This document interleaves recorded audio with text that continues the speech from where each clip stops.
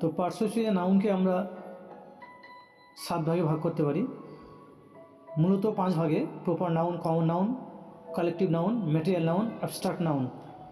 এছাড়াও আরও 2 ভাগে ভাগ করতে পারি, তা হলো কাউন্টেবল নাউন আর আনকাউন্টেবল নাউন। তো এইভাবে টোটাল নাউনকে 7 ভাগে ভাগ করতে পারি আমরা। তো প্রথম থেকে আমরা দেখি, প্রথমে হচ্ছে প্রপার নাউন। প্রপার নাউনের এক্সাম্পল কি? কোনো কিছু নাম বোঝাবে, India, Radha, Sunday. Common noun সাধারণভাবে কোনো কিছু বোঝাবে, কিংবা পুংলিঙ্গ স্ত্রীলিঙ্গ, যেমন কান্ট্রি, বয়, গার্ল। কালেকটিভ নাউন যেগুলো সংখ্যা দলগতভাবে এরকম কিছু বোঝাবে, সেটা কালেকটিভ নাউন হবে। আর ম্যাটেরিয়াল নাউনে বস্তু কিছু বোঝাবে, গোল্ড, আয়রন, উড, এরকম কিছু। আর অ্যাবস্ট্রাক্ট নাউন হলো কোনো কিছু আমরা যেগুলো ফিল করতে পারি, অনুভব করতে পারি, অনেস্টি, ব্রেভেরি, সাহসিকতা। চাইল্ডহুড মানে শৈশবকাল।